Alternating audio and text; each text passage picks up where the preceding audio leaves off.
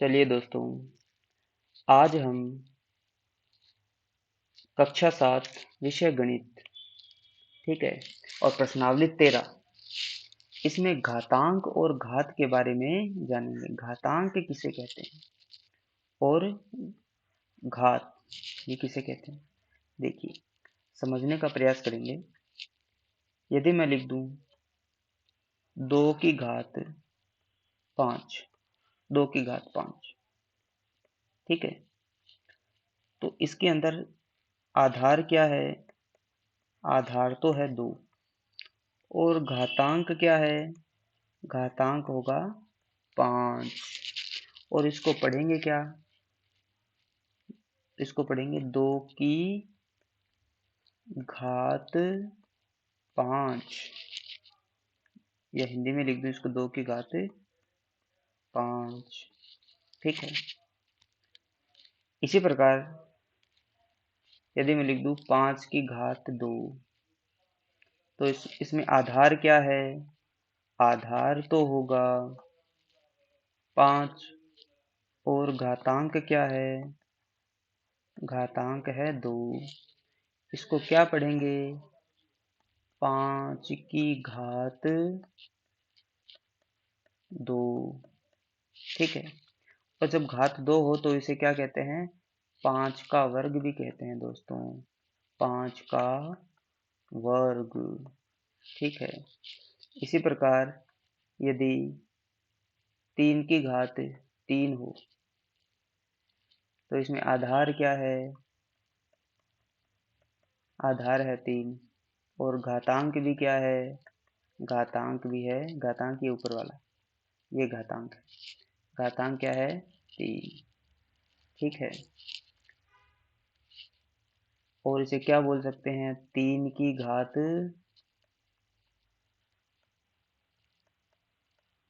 3।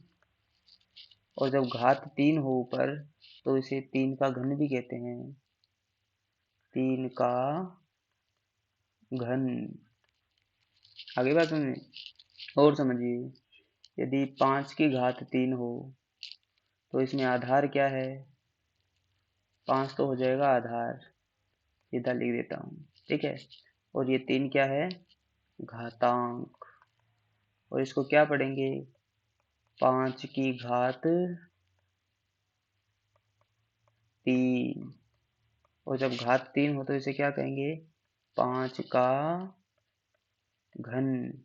5 का घन, ठीक है। और घात 2 हो तो इसे कहते हैं 5 का वर्ग या 6 का वर्ग, ठीक है। जो भी आधार है, आधार कोई ऋणात्मक संख्या भी हो सकती है, जैसे -1 की घात 2। तो यहाँ पर आधार क्या है? आधार तो है -1 और घातांक क्या है? घातांक है 2। इसे क्या पढ़ेंगे? ऋणात्मक 1 या -1, ठीक है। -1 की घात 2 या -1 का वर्ग, ठीक है। इस प्रकार घातांक और घात के रूप में हम किसी भी संख्या को लिख सकते हैं। घातांक के रूप में, घातांक के रूप में, ठीक है। इनको हम प्रश्नों के माध्यम से और आगे समझेंगे। देखिए, पहला प्रश्न है कि 256 को 2 की घात के रूप में व्यक्त कीजिए, यानी 256 का घातांक के रूप लिखना है, 2 की घात के रूप में लिखना है। तो इसको हल करते हैं दोस्तों, देखते जाइए, बहुत ही प्रसन्नता होगी आपको। आपको होगी गुरुजी ये तो बहुत ही सरल है। गुणनखंड करेंगे सबसे पहले, गुणनखंड विधि द्वारा। गुणनखंड विधि द्वारा हल करने पर, गुणनखंड विधि द्वारा हल करने पर देखिए 256 के गुणनखंड लेंगे, बहुत ही आसान है। मस्ती से अपन 256 के गुणनखंड ले लेंगे दोस्तों। 2 का भाग जाएगा, 2 का भाग जाएगा तो कितनी बार जा रहा है? 2 1 कम 2, 2 दूनी 4, 1 बचा तो 16 हो गए, 8 बार गया। यानी 256 में 2 का भाग 128 बार गया। फिर 2 का भाग जा रहा है 128 में, कितनी बार जा रहा है? 64 बार जा रहा है दोस्तों। अब फिर 2 का भाग वापस जा रहा है 64 में, कितनी बार जाएगा? 32 बार। फिर वापस 2 का भाग जा रहा है, कितनी बार जा रहा है? 16 बार। फिर 2 का भाग जा रहा है, कितनी बार जा रहा है? 8 बार। फिर वापस 2 का भाग जाएगा 8 में, कितनी बार जाएगा? बोलो प्यारे बच्चों। 2 बार जाएगा, वेरी गुड। फिर 2 का भाग फिर से जाएगा, कितनी बार? 1 बार। तो ये हमारे पास 256 के गुणनखंडे आ गए। अब देखिए 256 को कैसे लिख सकता हूँ मैं? 256 इज इक्वल टू, जो गुणनखंड प्राप्त हुए उनको लिख दो गुणा में। 2 है वो कितनी बार गुणा में है? 8 बार गुणा में है। शाबाश, मजा आ रहा है दोस्तों, वेरी गुड। आगे देखो, 256 256 इज इक्वल टू 2 की पावर कितनी आएगी? 2 की पावर आएगी 8, 2 की घात 8। ठीक है। अब इसमें देखिए, ये इसका घातांकीय रूप है। 256 का घातांकीय रूप क्या हो जाएगा? 2 की घात 8। इसके अंदर आधार क्या है? जब भी कभी हम घातांक के रूप लिखेंगे तो उसके अंदर हम आधार भी देखेंगे और घातांक भी देखेंगे। आधार कितना है? 2। और घातांक कितनी है? घातांक है 8। हम पढ़ेंगे क्या इसको? इसको पढ़ेंगे 2 की घात 8। बहुत ही सरल है, ये हमारा उत्तर है। ठीक है, हमें तो समझ में आ गया, वेरी गुड। बढ़ते हैं अगले प्रश्न की ओर। अगला प्रश्न है, 2 की घात 3 और 3 की घात 2 में कौन बड़ा है? अरे, ये कैसा प्रश्न है? इन दोनों में कौन बड़ा है? अभी जानते हैं, सोल्व करके देखेंगे कि इन दोनों में कौन बड़ा है। तो देखिए, 2 की घात 3, इसको मैं कैसे लिख सकता हूँ? देखिए, इसमें आधार क्या है? आधार है 2। घातांक कितनी है? घातांक है 3। ठीक है। अब देखिए, जितनी घातांक है, घातांक यानी कि ये जो ऊपर वाला अंक, 2 की घात 3, इसको पावर भी बोलते हैं। तो 3 है तो इसका मतलब 2 को कितनी बार गुणा में लिख सकता हूँ मैं? 3 बार। किस में लिखूंगा? गुणा में लिखूंगा। ठीक है, इस रूप में लिख सकते हैं। अब जब इसको गुणा करूंगा, 2 का गुणा 2 से करूंगा 4 आएगा, 4 का गुणा फिर 2 से करूंगा, कितना आ गया? 8। तो 2 की घात 3 का संख्यात्मक रूप कितना होगा? 8। ठीक है, यानी 8 का घातांक के रूप क्या है? 2 की पावर 3। ठीक है। आगे देखिए, फिर 3 की घात 2, इसको कैसे लिख सकता हूँ? 3 गुणा 3। ठीक है, यानी पावर 2 है ना, तो 3 को 2 बार गुणा में लिख सकता हूँ। 3 तिया 9। अब मुझे पता चल गया कौन सी संख्या बड़ी है। 8 बड़ी है या 9 बड़ी है? 9 बड़ी है। तो कौन सी संख्या बड़ी हो गई? 2 की घात 3, अतः 2 की घात 3 इज लोअर देन किससे? 3 की घात 2 से। बड़ी कौन सी है? 3 की घात 2। ये हमारा उत्तर हो गया। मुझे तो पता चल गया, ये आपको भी पता चल गया होगा, वेरी गुड। आगे देखो, आधार इसमें देखें तो आधार क्या है? इसमें आधार होगा 3। घातांक क्या होगा? इसमें घातांक होगी 2। ठीक है, तो इस प्रकार हम प्रश्नों को हल करेंगे। Very good, I know it, I like it, पसंद आया, समझ भी गया, वेरी गुड। अगले प्रश्न की ओर बढ़ते हैं। अगला प्रश्न है तीसरा, 8 की घात 2 और 2 की घात 8 में कौन बड़ा है? अरे, वैसा ही प्रश्न है, ये मैंने पहले भी पढ़ा था, वेरी गुड, उसी की तरह है, उसी के जैसा प्रश्न है। इसको तो मैं फटाफट हल कर लेता हूँ। 8 की घात 2 है, तो इसमें सबसे पहले यदि मैं आधार देखूं तो आधार कितना है? आधार है दोस्तों 8। और घातांक कितना है? तो घातांक है इसमें 2। इसको क्या पढ़ेंगे? 8 की घात 2। इसको कैसे लिख सकता हूँ मैं? 8 गुणा 8, घात 2 है तो इसका मतलब 8 को 2 बार गुणा में लिख सकता हूँ। और जब 8 को 8 से गुणा करूंगा तो क्या आएगा? 64। Very good. अगला प्रश्न इसी से संबंधित है, 2 की पावर 8। इसमें बड़ा पूछा है ना, तुलना कर रहे हैं इन दोनों के बीच में। घातांक के रूप में हम तुलना कर रहे हैं कि कौन सी संख्या बड़ी है, कौन सा घातांकीय रूप बड़ा है। ठीक है, तो संख्यात्मक रूप में निकाल लेंगे इसको। 2 की पावर 8 का मतलब 2 को कितनी बार गुणा में लिखूं? 8 बार लिखूं, लिख सकता हूँ। वेरी गुड, कोई बुराई नहीं है। इसका मतलब 2 की पावर क्या लिख सकता हूँ, 8 है, तो इसको 2 गुना 2 गुना 2 गुना 2 गुना 2 को 8 बार गुना में लिख सकता हूँ। देखो 2 का गुना 2 से करूंगा 4, 4 का गुना फिर 2 से करूंगा 8, 8 का गुना फिर 2 से करूंगा कितना आएगा 16, 16 का गुना 2 से करूंगा 32, 32 का गुना 2 से करूंगा 64, 64 का 2 से गुना करूंगा 128, 128 का फिर 2 से गुना करूंगा तो आएगा 256। Very good. अब 64 बड़ा है या 56 बड़ा है? 256 बड़ा है, सीधी सी बात है, 256 बड़ा है। अतः मुझे तो पता चल गया कि 8 की पावर 2 से 2 की पावर 8 है वो बड़ा है। देखो ये हमारा उत्तर हो जाएगा। और इसमें भी देख लेते हैं, इसमें आधार क्या है। आधार सबको पता है, जोर से बताओ। 2 है। घातांक क्या है, पूरे ब्रह्मांड को पता चल जाना चाहिए, 8 है। वाह, बहुत ही सरल है, मजा आ गया। Very good. अगले प्रश्न की ओर बढ़ते हैं, बहुत ही सरल है। प्रश्न नंबर 4, निम्नलिखित संख्याओं को अभाज्य गुणनखंडों की घातों के गुणनफल के रूप में व्यक्त कीजिए।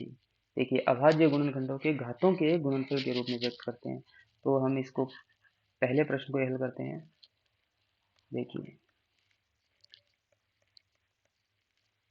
72 का अभाज्य गुणनखंड करने पर, तो देखो 72 के अभाज्य गुणनखंड करने पर कर लेंगे गुणनखंड, तो इसमें कौन सी बड़ी बात है। ये देखो 72 के अभाज्य गुणनखंड करेंगे तो 2 का भाग जाएगा, कितनी बार जाएगा, 36 बार जाएगा। फिर 2 का भाग जाएगा 36 में, कितनी बार जाएगा, 18 बार जाएगा। फिर वापस 18 में 2 का भाग जाएगा, कितनी बार जाएगा, 9 बार जाएगा। और 9 में 2 का भाग अब नहीं जाएगा, क्योंकि 9 एक विषम संख्या है, तो इसमें 3 का भाग जा रहा है पूरा पूरा। वेरी गुड, हमने बहुत बार किया है। 3 का भाग फिर 3 में कितनी बार जाएगा, 1 बार। तो हमारे पास 72 के अभाज्य गुणनखंड आ गए। तो देखिए 72 के अभाज्य गुणन क्या है, ये देखिए 2 गुणा 2 गुणा 2 गुणा 3 गुणा 3। इसको यहाँ लिख लेता हूँ, 2 गुणा 2 गुणा 2 गुणा 3 गुणा 3। अब देखिए 2 कितनी बार गुणा में है, 3 बार गुणा में है, तो इसको क्या लिख सकता हूँ, 2 की घात 3, और गुणा का निशान है तो गुणा का निशान। अब 3 यहाँ कितनी बार गुणा में है, 3 बार गुणा, 2 बार गुणा में है, तो 3 की घात 2। ये इसके गुणनखंडों की घातों का, ये जो है गुणनखंडों की घातों का गुणनफल के रूप में इसको व्यक्त कर दिया है। ठीक है दोस्तों, कर दिया है, वेरी गुड, यही हमारा आंसर हो जाएगा। ठीक है, अब ये देखिए ये आपका गृह कार्य है, इसी प्रकार इनको हल करना है। ये आपका होमवर्क है, इनको आप हल करना, खुद से करके देखना, प्रैक्टिस करोगे तभी आएगा। अगला प्रश्न की ओर मैं बढ़ता हूँ। चलिए दोस्तों, समझ में आ गया, स्माइल आ गई आपकी, तो वेरी गुड। अगला प्रश्न है कि निम्नलिखित के मान ज्ञात कीजिए। 1 की घात 5 या 1 की पावर 5, -1 की घात 3। बताया था ना, आधार आधार जो है वो एक ऋणात्मक संख्या भी हो सकती है, और -1 की पावर 4, और फिर -10 की पावर 3। पावर कह दूं या घात कह दूं, बात एक ही है। -10 की घात 3, और इधर -5 की घात 4 या -5 की पावर 4। आगे बात समझे, इसको हल करते हैं वन बाय वन। देखिए 1 की पावर 5 या 1 की घात 5, इसमें आधार क्या है, वही जो हमने पहले जाना, 1 है। घातांक क्या है, घातांक क्या है, घातांक है 5। और 1 की घात 5 है, तो इसको मैं कैसे लिख सकता हूँ, 1 को 5 बार गुणा में लिख सकता हूँ। Very good. और 1 को जब 1 से गुणा किया 1 आया, फिर 1 को 1 से गुणा किया फिर 1 आया, फिर वापस 1 को 1 से गुणा कर रहा हूँ तो भी 1 आ रहा है, फिर आगे गुणा कर रहा हूँ 1 से तो 1 आ रहा है। कहने का मतलब 1 को 1 से गुणा करेंगे तो 1 ही आएगा, अर्थात 1 की पावर कितनी भी हो हमेशा 1 ही आएगा। आया कि नहीं आया, वेरी गुड। अगला लेते हैं -1 की घात 3। -1/3। इसमें आधार क्या है? इसमें आधार है -1। घातांक क्या है? घातांक है 3। इसको कैसे लिख सकता हूँ? -1 को 3 बार गुणा में लिख सकता हूँ। Very good. अब देखिए, याद रखने वाली बात, माइनस की संख्या का जब माइनस की संख्या से गुणा होता है तो वह प्लस में बदल जाती है। ठीक है, तो प्लस के 1 का वापस माइनस के 1 से गुणा होगा तो क्या आएगा? -1। देखिए, प्लस का जब भी गुणा होगा प्लस की संख्या से तो हमेशा प्लस आएगा। माइनस का जब भी गुणा होगा माइनस की संख्या आएगी तो हमेशा प्लस आएगा। ठीक है, और फिर प्लस की संख्या का गुणा होगा कभी माइनस की संख्या से तो हमेशा माइनस की ही संख्या आएगी। और यदि माइनस की संख्या का गुणा होगा प्लस की संख्या से तो भी हमेशा माइनस की संख्या ही प्राप्त होगी। ये चारों हमें याद रहनी चाहिए ताकि हमारे प्रश्न आसान होते रहे। ठीक है, अब देखो, माइनस के 1 का गुणा -1 से किया तो प्लस का 1 बन गया, और प्लस के 1 का फिर -1 से गुणा किया तो माइनस का 1। क्योंकि प्लस का और माइनस की संख्या गुणा होता है तो वो माइनस का ही उत्तर हमें प्राप्त होता है या माइनस की संख्या में प्राप्त होती है। Very good. अगला प्रश्न है इसी का, -1⁴। इसमें सबको पता है आधार क्या है? इसमें आधार है -1। ठीक है, और ठीक है, और इसके अंदर घातांक क्या है? घातांक है 4। ठीक है, तो इसको क्या लिख सकता हूँ? -1⁴ है, यानी -1⁴ है, तो -1 को 4 बार गुणा में लिख सकता हूँ। Very good. अब माइनस के 1 को माइनस के 1 से गुणा करूंगा तो प्लस का 1, और इधर भी माइनस का 1 को माइनस के 1 से गुणा करूंगा तो भी प्लस का 1, और प्लस की संख्या 1 को प्लस के 1 से गुणा करूंगा। देखिए, प्लस की संख्या को प्लस की संख्या से गुणा करते हैं तो उत्तर हमेशा प्लस का ही आता है, तो प्लस का 1। आप चाहे लगाओ प्लस या ना लगाओ तो भी कोई बात नहीं। ठीक है, आगे है -10⁻3। इसमें आधार क्या होगा? ऋणात्मक संख्या है -10, आधार है -10। घातांक क्या है? घातांक है 3। ठीक है, इसको क्या बोल सकता हूँ? -10⁻3। लिखूंगा कैसे? -10 को 3 बार गुणा में लिखूंगा ना? Very good. -10 को जब -10 से गुणा करेंगे तो क्या आएगा? माइनस माइनस की संख्या गुणा करेंगे तो प्लस का 100 आ जाएगा। 10 को 10 से गुणा करेंगे 100 आएगा, और माइनस माइनस गुणा होगा तो प्लस में बदल जाएगा। Very good. और जब 100 को वापस है वो गुणा करेंगे माइनस के 10 से तो क्या आएगा? प्लस की संख्या को, प्लस के 100 को माइनस की संख्या से गुणा कर रहा हूँ माइनस के 10 से, तो क्या आएगा? -1000। ये हमारा उत्तर है। ठीक है, ये अगला जो प्रश्न है -5⁴, ये आप खुद से करोगे, ये आपका होमवर्क है। ठीक है दोस्तों, वेरी गुड, आपको समझ में आ गया। बढ़ते हैं अपने अगले प्रश्न की ओर। अगला प्रश्न है 6 नंबर, कि सरल कीजिए 2×10⁻3। तो हल करते हैं, पहले ही प्रश्न को लेते हैं। 2×10⁻3। अब देखिए, 2 का 2, गुणा का निशान, 10⁻3 है तो 10 को कितनी बार गुणा में लिख सकता हूँ? 3 बार लिख सकता हूँ। ठीक है, अब देखिए, 2×10 को 3 बार गुणा करूंगा, 10 का 10 से गुणा किया 100, 100 को फिर 10 से गुणा करूंगा तो 1000 आया। अब देखिए, 2 को 1000 से गुणा करूंगा तब क्या आएगा? 2000। यही हमारा उत्तर है। आगे बात सुन लें, अगला प्रश्न लेते हैं, एक और प्रश्न को लेकर के समझते हैं। दूसरा प्रश्न है 7⁻2 गुणा 2⁻2। इसमें आधार सबको पता है क्या है? 7। घातांक क्या है? 2। यहाँ आधार क्या है? 2, और घातांक क्या है? 2। इसको क्या बोलेंगे? 7⁻2, और इसको क्या बोलेंगे? 2⁻2। ठीक है, अब देखिए, 7⁻2 को कैसे लिख सकता हूँ? 7×7, और गुणा का निशान है तो गुणा का निशान। फिर 2⁻2 को कैसे लिख सकता हूँ? 2×2। अब इसको सोल्व कर लो, साथे साथे 49, और 2 दूनी 4। अब 49 का यानी 49 का 4 से गुणा कर लेंगे, क्या आएगा? 9 चौक 36 हासिल भाई 3, 4 चौक 16, 16 और 4 कितने हो गए 19, तो 196। ठीक है, ये हमारा संख्यात्मक रूप में प्राप्त हो गया, ये उत्तर है इसका। आगे बात सुनिए, बाकी के ये खुद करोगे, तीसरा सवाल, चौथा सवाल, ठीक है, पांचवा भी और छठा भी, ये आपके होमवर्क है, खुद से करके देखना, मजा आ जाएगा। थैंक यू दोस्तों, आज के लिए इतना ही, मिलते हैं अगले सेशन में, धन्यवाद।